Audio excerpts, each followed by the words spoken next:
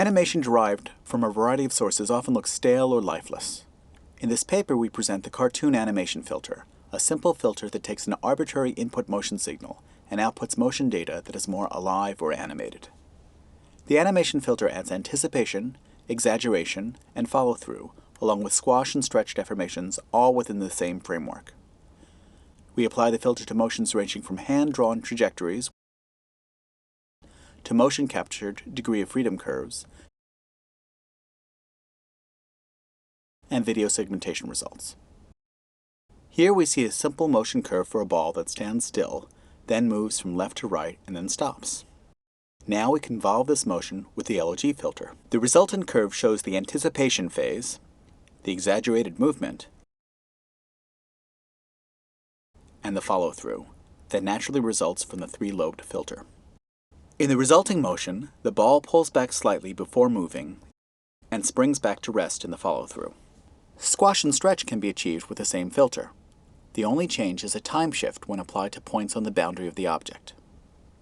The filter applied to points at the leading edge is shifted earlier in time, thus these points anticipate the impending acceleration. Trailing edge points are affected later. This results in effective squash and stretch. The animation filter can be applied to animation derived from a variety of different sources. This simple drawn animation of a ball seems stale and lifeless. Here is the exaggerated version after applying the filter to the centroid only. And here is a version with exaggeration and with squash and stretch. PowerPoint animations can also be enhanced. Here is a simple presentation to show off pictures from a recent trip to Venice. Here is the exaggerated version with squash and stretch.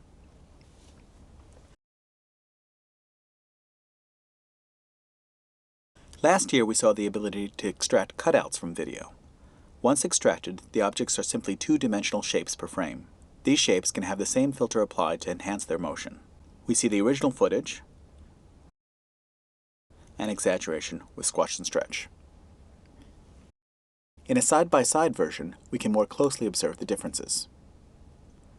Here we have cut out the girl on the monkey bars, filtered the motion, and reinserted it onto the same background.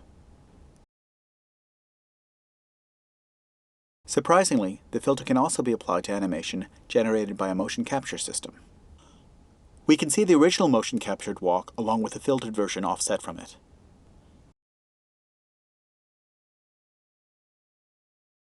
This golf swing example has two distinct phases, the stance and the swing.